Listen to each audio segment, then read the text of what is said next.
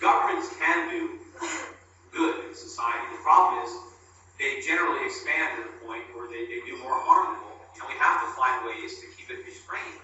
Our founding fathers thought they did that with the Constitution. That's why they wrote it. It was to restrain the power of the federal government, to limit its powers to a few clearly defined and enumerated things that they can do.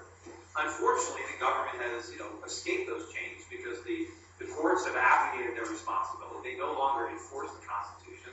The government thinks the Constitution doesn't apply to them. They do whatever they want. Those are the things that the federal government does either should not be done at all or should be done by states or local governments. And, a lot of times when I talk about, I want to shut down all this government, people always say, well, what about the roads? What about the schools? But that has nothing to do with the federal government.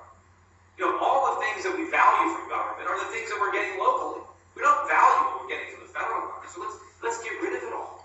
And we always want government to be at its most local point. We don't want to have Washington making decisions for, 50 different states and thousands of different cities. Why? We want decisions to be made at the point most local to where those decisions are having an impact. We don't want to centralize them in this gigantic agency in Washington, D.C. That is the problem. We have a federalist system of government. We're supposed to have, 50 sovereign states that have come together for a union so we can have mutual defense and, so we don't have tariffs, but we have surrendered that whole concept, the whole idea, the whole 10th Amendment to the Constitution, again, is no longer enforced.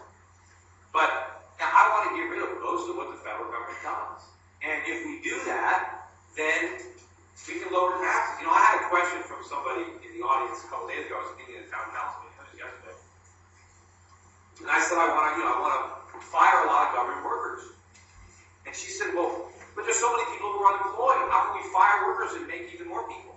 I said, no, but they're going to get jobs in the private sector if we do the right thing to free it up. People made that argument. I was listening, people made that argument about the Second World War.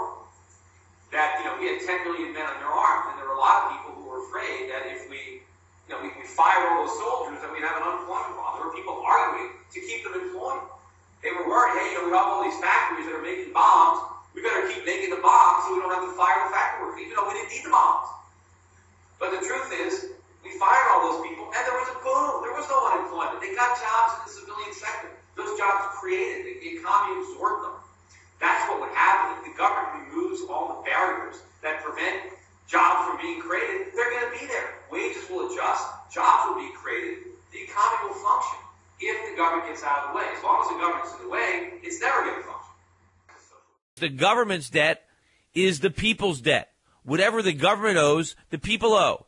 Because the government can only get the money from the people. That's it. I mean, it can get it different ways. It can tax them, or it could borrow from them, or it can print and steal their purchasing power. But either way, whatever the U.S. government owes, the American public owes.